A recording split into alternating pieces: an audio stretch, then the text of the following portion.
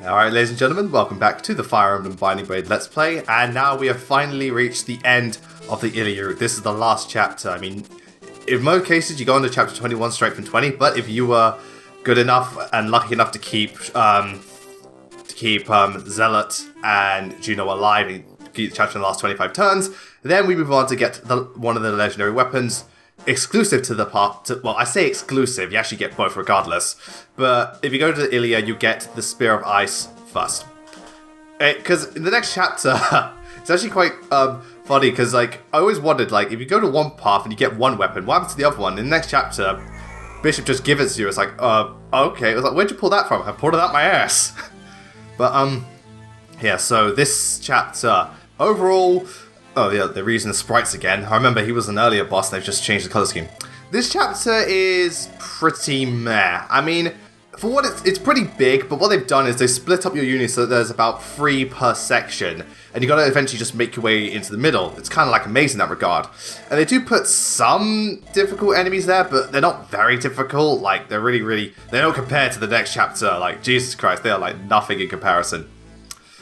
And of course there's typical Berserk stuff and shit, which is annoying, but this chapter is just kind of, you know, it does force you, or rely on, it does kind of make you really know how to do small team composition, so you have, like, the right setup per area, which I think is cool, but it's just, it's kind of forgettable, and you just kind of, like, it's just want to get it over and done with. It's not particularly exciting because there aren't many enemies to fight, and again, your biggest enemy is just the Stars, as is the rest of Binding Blade. I mean, props for them trying something, but overall, it doesn't really amount to much.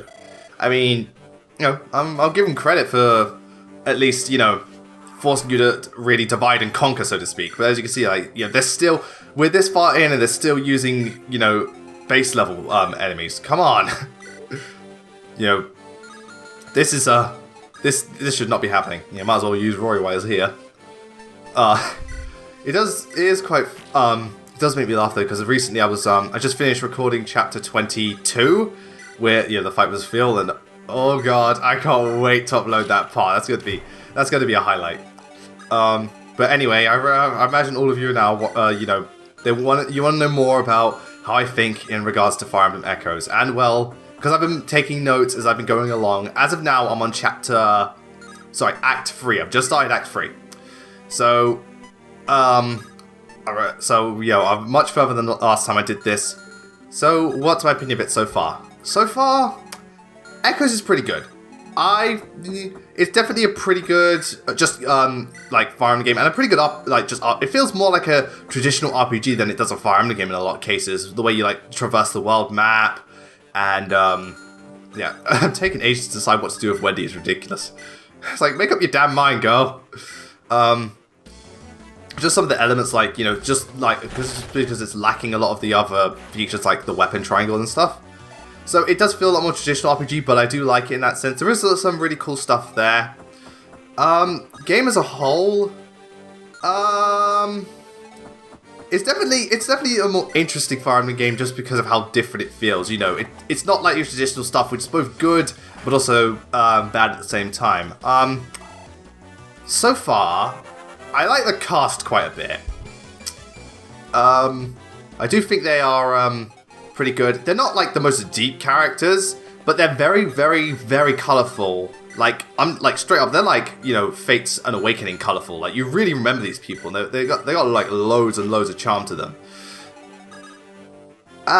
Yeah, they're not too deep, at least one I've seen right now, but they're so likable. The cast of Echoes is so likable. That's something I've got to give props to. I really, really like these characters, even the bad guys. So far, they're not anything impressive, but you just really love these people. Like, there's no character I think sucks, and there's a character I completely just forget about. So it's an overall very strong cast. Speaking of cast, and there's also, this game has supports in it, and the supports are weird, the way they're done. Because they're kind of like, they're like 3DS, GBA, and Radiant Dawn all at the same time. The fact that it's copied part of Radiant Dawn is already a bad sign. But anyway, so the support system is weird because, like the GBA games, you have to do it in battle. There's no, like, you can't do it at the menu, which I think is a bit silly, but oh well. And you got to stand next to, you got to do it in battle, stand next to the people. But like Awakening, there's visual indicators to tell you, which characters can support together. And like Awakening, the supports build quite quickly, which I think is a good sign. The problem is, the majority of supports are, they're not as bad as Radiant Dawn in terms of how little they speak, but they're pretty bad. Most of it is small, from what I've seen, majority of it is just small talk. Even B level and A level supports. They're just kind of little quips. I mean, which I think is kind of odd, because the cast of Gaiden is smaller, and they've already been established, you're just remaking it, so you'd think, if anything, it would be really easy for the team to just write supports for, these characters that have already been established, and just make them, not super in-depth, but more than a few sentences, because that's pretty much all the supports have been, majority of them have been, because I noticed with Bowie and May support, their C level one, that was a proper Fire Emblem support. I was like, alright, that one's really good. But every other one has been just pretty much small talk. Good dodge, Wendy. That would have been really, really bad if she got hit. But, thankfully, being the amazing, being the crazy, I don't know how to describe Wendy, being the crazy mishap that she is, and the Dodge Meister, go her. So, supports, they're not off. They're not Radiant Dawn bad. They're not as good as GBA or 3DS. And I think it's also kind of sucky because 3DS support system was one of the best things to come out of that era. I think of those two games, I think the support system was fantastic. So it's I mean, if there are more supports, please don't tell me because I don't want to spoil this. If there are more supports in the game that are like Bowie's and May's first one, then I'll be more than happy. If not, it feels like a really big missed opportunity. It's not awful, but it's not doing the game any favors. As for characters and units and stuff, alright, because I know people probably want to know, because I have been asked this on the channel and on Twitter as well. What did I make each of the villages? Okay, so before anyone responds with you should have done this because of oh, statistically they're this, you should have done this because so and so. Don't even bother. I just made them who they are who they are. I don't care. Okay, so I made Gray a mercenary, which is working out very well. Made Cliff mage. He's fucking disgusting as a mage. Tobin is a cavalier. He's alright. Faye, I made a Pegasus Knight. This is before I knew Claire was a thing, so I was like, oh crap, I've got 2 Pegasus Knights. But then I thought, oh wait, I've got 2 Pegasus Knights. And Faye's turning out pretty damn good, I'm not gonna lie. She's overall pretty damn a very solid Pegasus Knight, which is good. Because Thingy started out pretty bad. Claire started out pretty bad. Not awful, just pretty bad. But I've noticed, I haven't looked up her growth rates, but she tends to have, her growth rates are significantly, I've noticed compared to most characters, she's getting much better level ups. But the growth rates in Gaiden as a whole are low, so you really notice when a character gets good level ups. It's like, if they get 4, that's good. Yeah. So, that's the thing. I do like the characters, some more useful than others. Saber's really good. May is Bay, straight up. May is Bay. May I could, I know I haven't done it, I'm still contemplating, but the 3 characters I could definitely see being in the top 5. The 4 characters, Claire, Saber, May, and Cliff. They are, oh god. May is fucking awesome. She is really, really good. Alright, moving on. Out of the 2 lords, Alm and Celica, Alm is pretty cool. Definitely feels more kind of going the Ike route, he's just more of a mercenary. And I do like him, and you definitely see his, more naive side, which I think is pretty cool. Celica, I really like, because to me, she's like Erica, if Erica was more, if she was darker, more serious, and less naive. I mean, I already really like Erica, and I think she's underrated, but Celica I'm really digging, she's she's very nice and kind and all that stuff. Oh, nice dodge, Wendy. And could you do it again? Yes, you can. So, Celica's nice and stuff, but I know she has this real, no bullshit attitude, and she's also, you could tell she's much more hardened, which I really, really like. So I think Celica, really good lord so far, and also she's really good unit because she's just got really good spells. She's, the Seraphim magic to take down those dragons. Those fucking dragons, man. I'm glad there was only 2 in that map, because one of them always killed Bodhi. I was like, oh, thank fuck. He dodged the second hit somehow. Because the RNG in this game, That's the one thing everyone's been complaining about. They say the RNG is like worse than Binding Blade. Okay, I don't think it's that bad. Granted, I've noticed it's kind of like genealogy where the majority of attacks are in the 80s and 70s and 90s, but you can easily you can't put it past the game to make you miss. So in that sense, the RNG is not awful. It can be annoying, but I don't think it's the worst thing. Also because it's like, because of the type of game Echoes is, and the fact that most units, even you kind of hit for piss most of the time, or at least like it's kind of hard to one-shot people, or for you to be one-shotted. It's not that big of an issue for me. But with that said, what I've noticed, I'm landing a lot more critical hits than I have a right to. Like, I'm landing criticals like once every, I don't know. Oh, nice crit. Once every 3 turns with like each character. It's like, I'm landing way too many criticals. I don't even have high critical hit rate. I'm just landing them and I don't know why. Again, anything but strength. Well, to be fair, it doesn't matter. None of this is canon. Yeah, so the RNG, I don't think is dreadful. It's not the best, but it's not the worst, you know. This game's still... I know. People have been saying, it varies. You all use the same system. Apparently, Thracia's is the worst, but from my experience, this one is the worst. I mean, I've had people come to me and say Blazing Sword has the worst RNG, and to me, that game has the best RNG. But, you know, it varies because it's RNG. You can either be screwed over or blessed. I've been both with this game. Massively.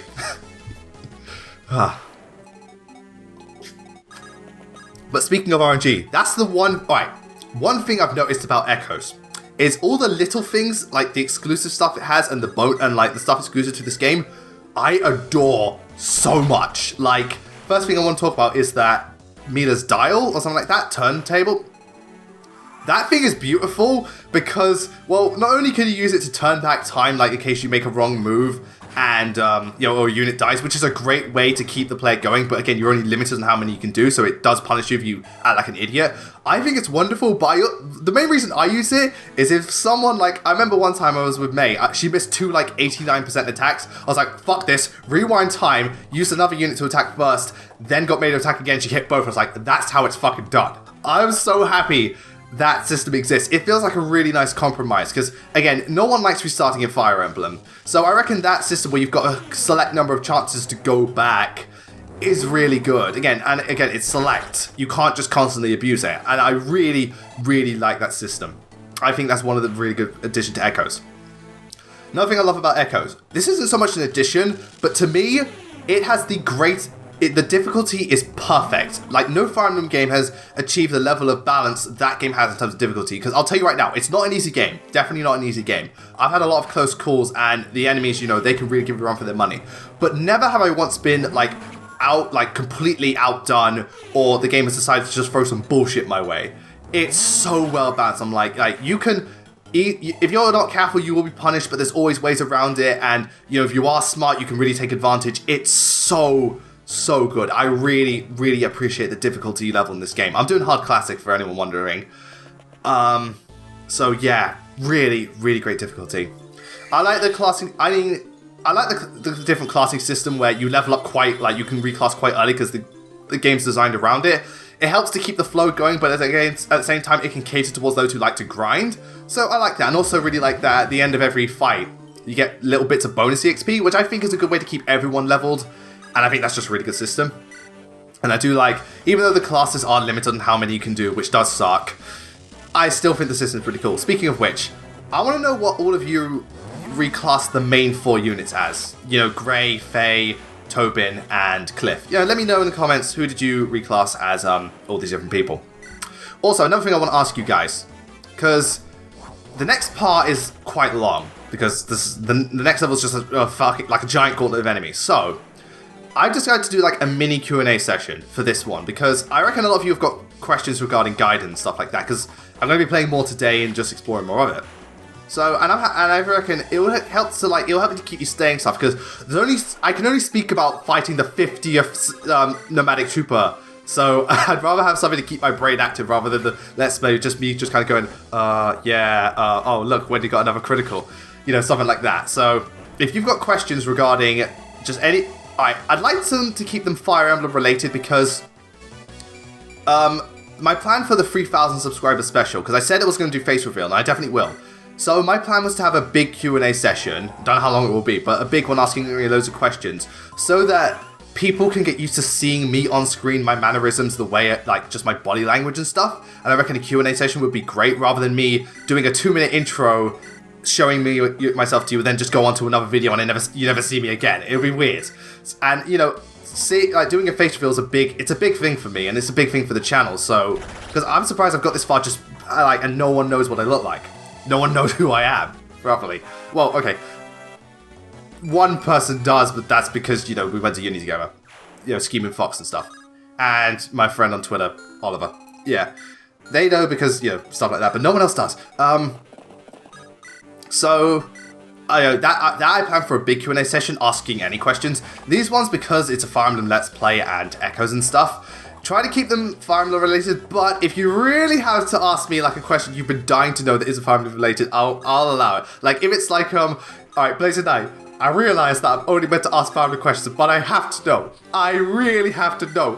What is your favorite steel type, man? I've got to know what your favorite steel type is. I've been begging. If it's anything like that, you really just want to ask me something that you desperately want to know, go ahead. Yeah, but if anything, try to keep them Fire Emblem related. But also, you know, just a heads up, when I reach 30,000 subs, I'll post a video when I'm getting really close saying, yo people, Q&A session, ask away. Going back to Echoes. Okay, so, one thing, this will lead into it. Dungeon exploring is great. I really like dungeon exploring. It just adds, again, it feels more like a proper dungeon explorer RPG. There's a lot of stuff you can do to buff up your units, find some really good shit, and it's a lot of fun. But, and this leads into one of my problems, when I play dungeon exploring, I notice, like, because of how, I'm gonna say dungeon exploring after a while, and Echoes as a whole, can get repetitive and boring.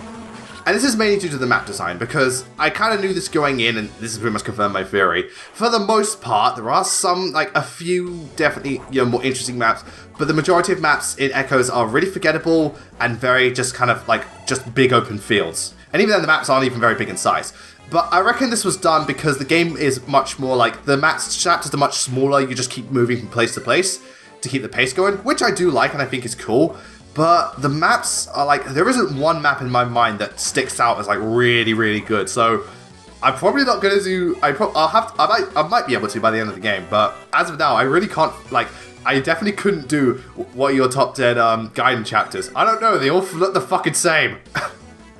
But yeah, the map design is really, really basic. Not bad map design, it's not like awful, like, you know, Binding Blade in the case of just having way too big and a lot of bullshit like gimmicks, or revelations in that case, even though I feel differently, but I get where people are coming from. But it's not bad in those senses, it's just a case of it's really dull. I mean, again, the game is kind of designed around it, but like the map design, it's not awful, but it's not exciting, and Echoes at times, I noticed this, especially in Dungeon Crawling, because Dungeon Crawling they kind of use like the same maps over and over again. Echoes can get repetitive. It feels repetitive. Like, you do one chapter, that's cool. You do a couple more, that's cool. But the more I go into the game and the longer I play it, I'm like, it feels like I'm doing the exact same thing. Not helped by the fact that, like, again, I know the game's built around it, but it's not helped by the fact that most of the classes are, like, there isn't much variety to the classes, and most people, like, there isn't, like, you can't really, like, speed for anything, there isn't really super powerful units. Everyone just kind of hits for piss. Well, again, everyone just kind of hits, again, they kind of hit for piss. In comparison to other Fire Emblem games. I'm not, like, again, the game is designed around it, and I give it credit, but Gaiden is one of the less, like, I still have a lot of fun with Gaiden, especially at certain points. It is a lot of fun. But there are definitely moments where I can't help but feel a little bored by the game. And this is nothing new for Fire Emblem, like, there is no Fire Emblem game which I've gone through where I haven't been bored at one point, either because either the chapter's going on for too long, it's really difficult and unfair, and it's like, oh, this is really annoying, or it's a bit too easy. Like, don't get me started on how boring Birthright can get at times. That game can get really fucking boring. But Echoes, I've definitely noticed, definitely has its dull moments when it comes to, like, just overall maps and how things are. You know, it's not awful, but it's not like, I don't know, like, I'm not like, there's never been one of those like really awesome moments like in a map, like, oh, this map is so good, like doing really different things, like there's really awesome moments. It's just kind of like, yeah, it's going along, it's cool, but it's okay. I mean, again, this is only just starting off. You know, I've seen some previews because, you know, collected video footage and stuff for like the next list because there will be Echo's characters. I have seen some of the maps, they do look a bit more interesting, but I have to see in the long run. You know, I'm only at Act 3, anything can change. And again, my view of maps may be completely different to your view of maps. Case in point, Revelations. You know, some people might say, like, oh, the map design is actually really, really good because they have this certain viewpoint, they like it that way. I'm not the same. I'm not the hugest fan of having maps where nothing really happens, but that's just me. What else? Battle animations are pretty cool. I think about, like, they're definitely getting back on track with battle animations. Awakening sucked, Fates got better, this one is pretty damn cool. Not as extravagant, like, not as, like, flashy, but, like, even the normal combat animation and the camera angles are much better. So they're getting there. Hopefully we'll get Radiant Dawn style once again, as they're going to keep to, like, 3D, so that's pretty damn cool. The magic mechanics are really good. Again, magic is definitely very potent, but there is a risk to it. And even then, it's not OP, it's just really strong.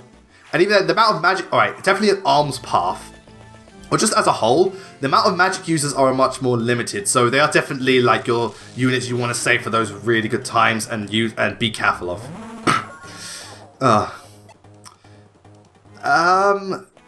Yeah. I think I've covered most things up to now. Oh, weapon skill system I like. I like how, you know, everyone has just a basic weapon, but if you give them a specific one, they can learn skills the more they use it. I really like that. I think it's cool. Again, it does help, like, if you just want to main something. So it helps if you... It pretty much, like, rewards you for maining units and maining weapons, which I do really like. I think that's cool. Another thing I really liked was just exploring villages, talking to people, getting side quests, and just looking around, examining for items. That I really, really liked for some reason. I just thought it was really cool. Again, it felt more like a traditional RPG. It was just so cool to do that, to collect items and bonus material, to just talk to other villagers and stuff. That's one thing I do like about Gaiden's plot. It's not like an epic Fire Emblem game, but it's got like, it's more grounded, and there's more focus on the people affected by this war. Like, you don't really follow the higher-ups, you follow the Deliverance, this band of brigands and mercenaries. And even Celica's party, they're not that grand. The whole thing, it's not a very grand Fire Emblem game, but it has a more personal feel, kind of like Path of Radiance did. And I really do like that.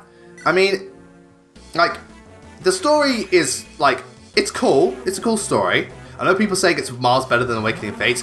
They set them up pretty low, so that doesn't say much. I mean, I don't think the stories are as bad as maybe people make it out to be, but they still set the bar pretty low, so, you know, that doesn't say much. But, like, there are cool elements. I think the conflict is really cool. The conflict is why I thought, like, Fate's conflict should have been one nation is overindulged, the other nation has struggled too long, and, you know, conflict arises. They should have just done that with Northern Hoshido, and it would have been so much better. But there are some parts, like, of the story. Again, there's more focus on the things, so the grand plot isn't so huge. And, like, that I posted on Twitter, that one bit in the end of Act 2, it feels really forced. Like, I watched it, it's like, this seems like a bit out of place for these characters to do. Like, I could kind of see Arm doing that, but definitely not Celica. It feels a bit forced. I know some people have said, you know, well, the original Gaiden did that. Yeah, but I'd argue that's because of technical limitations and stuff like that. Like, they could only squeeze so much, so they had to, like, probably crack the story into NES game. We're now, like, that was Fire Emblem 2. We're at Fire Emblem 15, and you've done so much with the series. Like, if you look at stuff like Genealogy, Sacred Stones, and, you know, Tellius, you know, you've got a lot more experience at better storytelling and, like, really taking your time with stuff. This feels forced. And this feels like something Echoes shouldn't have, like, kept, like, I don't know if they kept in just to be faithful, or they just honestly didn't want to change it, but this just feels like this feels like either this was a dumb move for you not to change it, or, like, this is a case of sticking too close to the original. And I think the map design is another case. Like, you're trying to be too Gaiden. If that makes any sense. Probably doesn't. Yeah. You know, Wendy's doing a boss fight now. Interesting. Well, she's done some before, but this is against another physical class.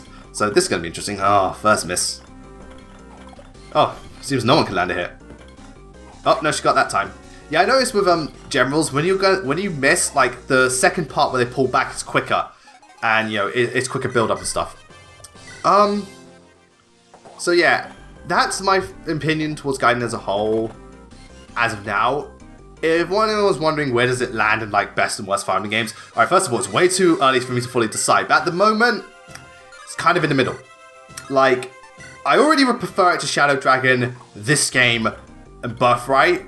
Most likely Revelations as well. I don't know because I haven't fully beaten that, and I actually do quite like Revelations, even though as time has gone on, I have noticed some more of the problems. Like, it's kind of in the middle, like where Radiant Dawn, Sacred Stones is. Like, not best Fire Emblem games, but definitely not worse. Stuff like that. Not my favorite, like, it's not as good, it doesn't reach, like, Blazing Sword or Path of Radiance. Like, if anyone's wondering, do I think it's better than Awakening? No. Do I think it's better than Conquest? Fuck no. doesn't come close. As of now. So it's kind of in the middle. Where it will go from here will depend on, you know, like, oh, there goes the critical. Oh, I think Wendy's got this. And he couldn't even land a single hit and win. Double critical. Wendy, that's overkill. So, overall, Echoes. So far, it's very solid. You know, I don't see this as being my favorite Fire Emblem game. Could it break the top 5? Possibly. It all depends where it goes from here. You know, if it gets more interesting and the levels get better and the story gets better, because that's pretty much, alright, that's pretty much all that's left for Echoes to really impress me. Its biggest problems are, well, the story's not a problem, it's just not the most interesting story. It's still good, don't get me wrong. Its biggest problems are with its map design, its repetitive nature, and the fact that it's overall kind of boring. At times. It's one of the more, alright, it's one of the more boring Fire Emblem games, but at the same time, it's one of the least flawed Fire Emblem games. If that makes any sense.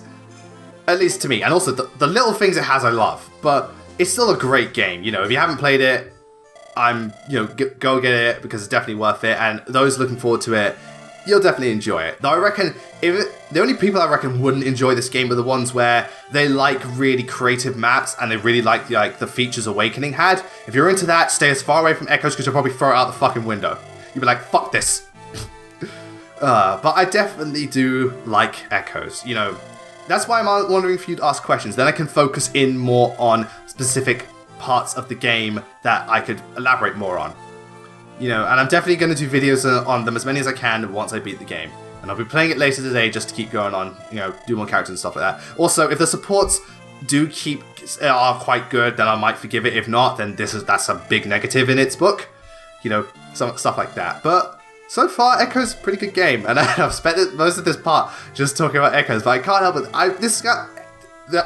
Echoes is what's current right now, and I doubt anyone really cares about this, like a chapter in Binding Blade where not much happens. So, Echoes it is. But, nevertheless, you know. Oh, and in regards to the designs video, I'm praying, I mean, you might know, because if this happens, I'm praying I get the first part finished today or tonight. By the time this is uploaded, if that's the case, I would have uploaded it first, so that's kind of a dead thing. But if not, I hope to get it finished either the night this is uploaded. And the next part shouldn't take as long because I'm just continuing on. That should be like 2 days, I'm thinking. So, you know, you can look forward to that. How long will it take for me to beat Echoes? Don't know, because I've got stuff to do. I'm traveling a lot this month because I'm going places. But I'll definitely try my best to keep you updated. But I still have other videos coming out. Just to let you know, after Fire Emblem, Monster Hunter video. So you can look forward to that. But, you know, everyone's been really... I want to see how Echoes does in the long run, actually. Because so far the general consensus has been either they really like it or they think it's pretty good. No one has said it sucks, but no one's gone crazy. Well, some people haven't gone crazy. I know some people have gone crazy, but most people haven't gone crazy over Echoes. So I'm wondering to see how this plays out in the long run. So, you know, it's going to be interesting. It's definitely going to be interesting. I just hope people don't overhype this game, because I know some people are going nuts over the story, and I think it's just because Fate's story wasn't very good, so people are, again, overselling it. And I kind of knew this was going to happen. Have to see in the long run, but so far, I think Echoes is kind of falling into that whole, it's not Fate's, therefore it's great, band, and that kind of makes me sad, but nevertheless, thank you all very much for watching. When we come back next time, I will hopefully answer your questions, and we will tackle one hell of a gauntlet. But until then, that's the end of the Ilia route. Thank you very much for joining me. Take care.